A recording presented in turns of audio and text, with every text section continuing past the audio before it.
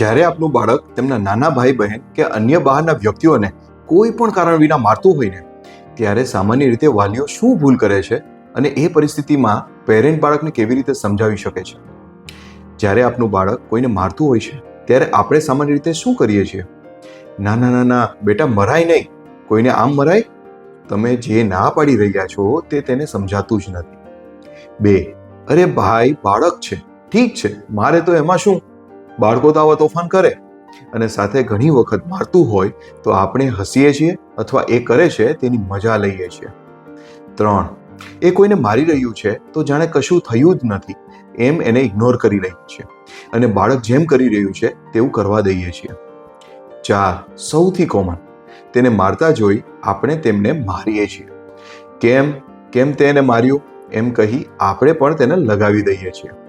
જો પેરેન્ટ આ ભૂલોની જગ્યાએ 3 વસ્તુ કરે તો બાળકને આ પરિસ્થિતિમાંથી બહાર લાવી શકાય છે.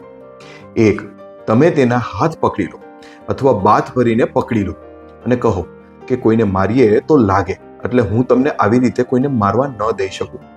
2, જો એ વધુ ગુસ્સામાં હોય અને છતાં પણ ન સમજતું હોય તો એમને એ જ રીતે ત્યાંથી ઉઠાવી બીજી જગ્યા પર લઈ જાઓ. અને 3, તમે તેને શાંતિથી સમજાવો કે બેટા, અત્યારે તું ગુસ્સે છો કે અપસેટ છો, એટલે તું રમવા માટે રેડી નથી. હવે જ્યારે તું રેડી થઈ જઈશ ને પછી જ આપણે ત્યાં પાછા રમવા માટે જઈશું.